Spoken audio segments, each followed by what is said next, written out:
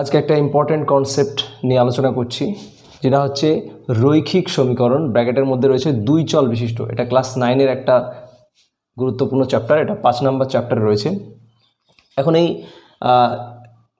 যে চ্যাপ্টারের নামটা লেখা আছে রৈখিক সমীকরণ। প্রথম কথা, সমীকরণ কি এটা জানতে হবে তোমাদেরকে। তো সমীকরণ এর ইংলিশে বলা হয় ইকুয়েশন। ইকুয়েশন মানে হচ্ছে সমীকরণ। তো সমীকরণ, এই যে ইকুয়েশন কথাটা এসেছে ল্যাটিন শব্দ ইকুয়াস থেকে, যার অর্থ হচ্ছে সমান। তাহলে এমন একটা বিবৃতি যার মধ্যে সমান চিহ্ন থাকে, সেটাই হচ্ছে ইকুয়েশন। যেমন 3 + 2 = 5, এটা একটা সমীকরণ। এটা একটা সমীকরণ। কারণ কি? কারণ এটা একটা গাণিতিক বিবৃতি যার মধ্যে সমান চিহ্ন রয়েছে, সুতরাং এটা একটা সমীকরণ। তো প্রশ্ন হলো, সমীকরণ এখন কি করব আমি? সমীকরণ নিয়ে কি করব? সমীকরণ নিয়ে কি কাজে লাগবে? তো সমীকরণের কাজ হলো অজানা রাশির মান নির্ণয় করা। এখানে দেখতে পাচ্ছ সবকটাই জানা রাশি ছিল। 3 আর যোগ 3-এর সঙ্গে 2 যদি যোগ করি তাহলে 5 হবে। এটা সবকটাই জানা রাশি রয়েছে।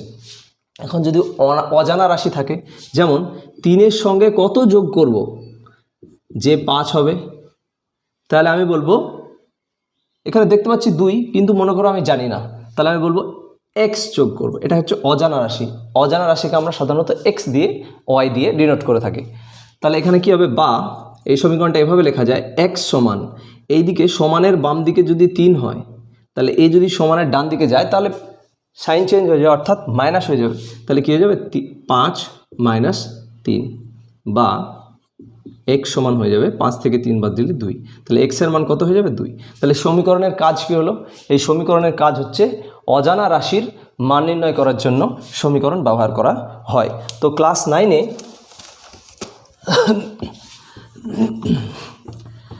9-এ রৈখিক সমীকরণ চ্যাপ্টারটা দিয়েছে, কিন্তু এখানে চল একটা নয়। আমি এখানে চল x দিয়ে দেখালাম, এখানে বলে দিয়েছে দুই চল বিশিষ্ট, অর্থাৎ চল দুটো থাকবে, দুটো অজানা রাশি থাকবে এবং দুটো অজানা রাশির মান নির্ণয় করতে হবে। যেমন এরকম একটা 5x + 3y = 25, এরকম একটা ইকুয়েশন দিয়ে দিল। অর্থাৎ x আর y, এখানে এই দুটোকে বলা হয় চলরাশি, বা ইংরেজিতে বলে ভ্যারিয়েবল, যেগুলোর মান নির্ণয় করতে আমাদেরকে হবে। তো দুটো চল যদি থাকে আর সমীকরণ যদি একটা থাকে, তাহলে সেই চল দুটোর মান নির্ণয় করা সম্ভব নয়। দুটো যদি ভ্যারিয়েবল থাকে তো সমীকরণ আমাকে দুটো লাগবে, ঠিক আছে? তো সেইভাবে মানে এই চ্যাপ্টারে ওটাই আলোচনা করা হয়েছে যে দুটো সমীকরণ থেকে চলগুলোর মান কিভাবে নির্ণয় করব, সেই ব্যাপারেই এই চ্যাপ্টারটা আলোচনা করা হয়েছে। এই চ্যাপ্টারটায় মোট 4 রকম পদ্ধতির কথা আলোচনা করা হয়েছে, যেমন অপনয়ন পদ্ধতি, পরিবর্তন পদ্ধতি, বজ্রগুণন পদ্ধতি। এগুলোকে একটা পদ্ধতি যার সাহায্যে এই চলগুলোর মান নির্ণয় করা যায়। তো আমি এখানে সমাধান করার পদ্ধতি নিয়ে আলোচনা করছি না। তো আমি এখানে বলতে চাইছি সেটা হচ্ছে, এই সমীকরণকে সমাধান না করেই কোনটা কিভাবে বুঝতে পারবো যে এই সমীকরণ সমাধান যাবে, অর্থাৎ চলের মান নির্ণয় করা যাবে নাকি চলের মান নির্ণয় করা যাবে না, এটা কিভাবে বুঝবো? তো এটা বুঝতে গেলে যে কোনো সমীকরণকে আমরা এভাবে লিখব, a1x + b1y + c1 = 0। একাধিক সমীকরণ থাকতে পারে। আমি আগেই বলেছি দুটো চল থাকলে দুটো সমীকরণও লাগবে। তাহলে এটা হয়ে যাবে a2x + b2y + c2 = 0। এই দুটো সমীকরণ। এখন এই দুটো সমীকরণ এর সমাধান বের করতে পারবো নাকি পারবো না, অর্থাৎ x আর y এর মান বের করতে পারবো নাকি পারবো না। 3টে হতে পারে, 1 বের করতে পারবো, 2 বের করতে পারবো না, আর একটা অসংখ্য মান থাকবে, এর মান অসংখ্য হবে, অর্থাৎ x আর y এর মান অসংখ্য হবে। তাহলে কোন কোন শর্তে সেগুলো হবে সেগুলো আমি আলোচনা করছি। নাম্বার 1 শর্ত, এটা আমি মুছে দিচ্ছি।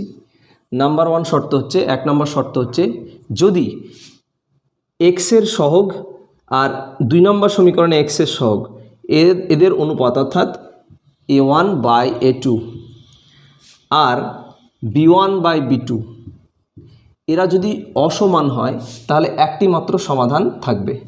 2 নম্বর কেস হলো, যদি a1 এর সঙ্গে a1/a2 সমান b1/b2 সমান c1/c2 এরকম যদি হয়, তাহলে অসংখ্য সমাধান থাকবে, অর্থাৎ এটাও সমান, এটা এর অনুপাত আর এর অনুপাত, তিনটেই যদি সমান হয়, তাহলে এই দুটো সমীকরণ থেকে অসংখ্য সমাধান বের করতে পারবো, x আর y এর অসংখ্য মান পাবো। 3 নম্বর কনসেপ্ট হচ্ছে,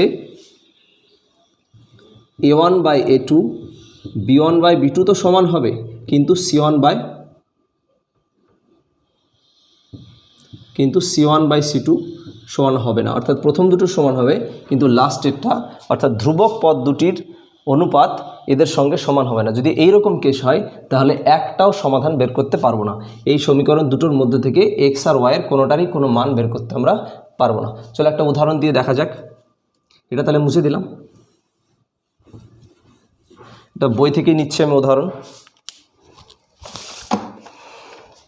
এখানে রয়েছে এক্স প্লাস ওয়াই সমান 20, এখানে রয়েছে এক্স প্লাস ওয়াই সমান 20, আর একটা সমীকরণ রয়েছে 10x প্লাস 5y সমান 140, 10x প্লাস 5y সমান 140। এই দুটো সমীকরণ দিয়েছে। এখন তোমরা আমাকে বলো এই সমীকরণটা সমাধান করতে পারবো নাকি পারবো না। তাহলে আমি সহগগুলোর অনুপাত নিয়ে দেখি। তাহলে এক্সের সহগ এখানে কি আছে? কিছু নেই মানে 1 আছে। বাই দ্বিতীয় সমীকরণে এক্সের সহগ কত? 10 আছে, তাহলে 1/10 হলো। আর প্রথম সমীকরণে ওয়াইয়ের সহগ 1, দ্বিতীয় সমীকরণে ওয়াইয়ের সহগ 5। এরা কি সমান? এই দুটো ভগ্নাংশ কি সমান? 10 ভাগের 1 ভাগ, 5 ভাগের 1 ভাগ কখনোই সমান নয়, তাহলে এরা অসমান। তাহলে বলো যদি এই দুটো অসমান হয় তাহলে কি পাই আমরা? 1 নাম্বার রুলস পড়েছি, যদি এই দুটো অসমান হয় তাহলে মাত্র একটা সমাধান পাবো। তাহলে একটি সমাধান পাবো। এই দুটোকে যদি সমাধান করো যে কোনো একটা পদ্ধতিতে হোক, অপনয়ন বা বজ্রগুণন বা পরিবর্তন, যে কোনো পদ্ধতিতে যদি সমাধান করো এক্সের একটা মান পাবো, ওয়াইয়ের একটা মান পাবো, অর্থাৎ একটি মাত্রই মান পাবো, একাধিক মান পাবো না। আচ্ছা, আর একটা উদাহরণ নেওয়া যাক।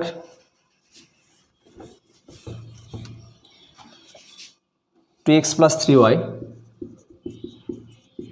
সমান 28, 4x প্লাস 6y 56। চলো এটা দেখা যাক। আমরা এক্সের সহগ বাই প্রথম সমীকরণ এক্সের সহগ বাই দ্বিতীয় সমীকরণ এক্সের সহগ, অর্থাৎ 2/4, এখানে 3/6 আর এখানে 28/56। দেখো 2 2 4 হয়, 3 2 6 হয়, 28 2 56 হয়, অর্থাৎ এটাও 1 2, নিচে লিখছি এটাও 1 2, এটাও 1 2, এটাও 1 2, অর্থাৎ তিনটেই সমান, তাই না? তিনটে অনুপাতই সমান। a1/a2 সমান দেখতে পাচ্ছি b1/b2 সমান c1/c2। যদি এরকম কেস হয়, তিনটে যদি সমান হয়ে যায় তাহলে কি পাবো? a1/a2 সমান b1/b2 সমান c1/c2, অর্থাৎ 2 নম্বর কেস। 2 নম্বর কেসে কি বলেছিলাম?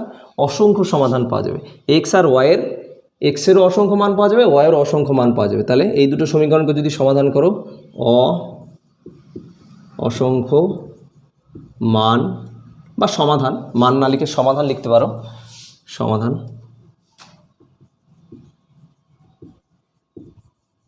পাবো। আচ্ছা, সমাধান কথার অর্থ হচ্ছে চলের মান নির্ণয়। এখানে সমাধান বলতে এই চলগুলোর মান নির্ণয়কে সমাধান বলা হয়। আচ্ছা চলো 3 নম্বর কেস চলি, এটা মুছে দিচ্ছি। 3 নম্বর কেস হচ্ছে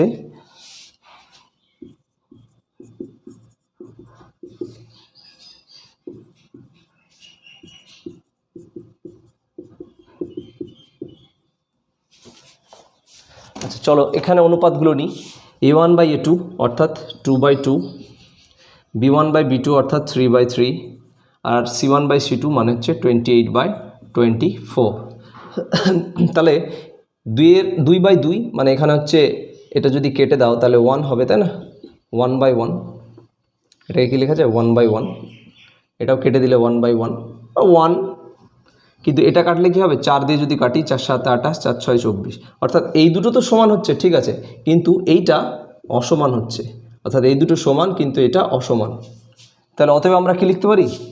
3 নম্বর কেস a1/a2 b1/b2 তো সমান, কিন্তু c1/c2 সমান নয়। তাহলে এটা কি লিখতে পারবো? কোনো সমাধান পাওয়া যাবে না, কোনো সমাধান পাওয়া যাবে না। আর একটা কথা বলতে ভুলে গেছিলাম, এই কথাটাকে রৈখিক কেন বলা হচ্ছে? এই যে সমীকরণটা তো বুঝলাম, সমীকরণ মানে ইকুয়েশন, মানে একটা ইকুয়াল চিহ্ন থাকবে, অনেকগুলো ধ্রুবক পদ থাকবে, ভ্যারিয়েবল অর্থাৎ চল থাকবে, সমীকরণ বোঝা গেল। সমীকরণ কী কাজে ব্যবহার করা হয়? সমীকরণ এই কারণে ব্যবহার করা হয় অজানা রাশির মান নির্ণয় করতে ব্যবহার করা, একটা বিশাল গুরুত্বপূর্ণ একটা জিনিস, তাই না? আর রৈখিক কেন বলা হয়? এটা রৈখিক এই কারণে বলা হয়, তোমরা গ্রাফ করেছো, গ্রাফ খাতা, তো গ্রাফ খাতায় যদি এই সমীকরণগুলোকে প্লট করা হয় অর্থাৎ আঁকা হয়, তাহলে একটা সরল রেখা পাওয়া যাবে না, বক্ররেখা পাওয়া যাবে না, বৃত্তও পাওয়া যাবে না, একটা সরল রেখা পাওয়া যাবে, সরল রেখা পাওয়া যাবে, এই কারণে একে রৈখিক বলা অর্থাৎ লিনিয়ার বলা হয় এই কারণে। ঠিক আছে, তো এটা একটা খুবই গুরুত্বপূর্ণ একটা কনসেপ্ট, এখান থেকে প্রশ্ন আসে, সুতরাং এটা খুব ভালো করে দেখে যাবে।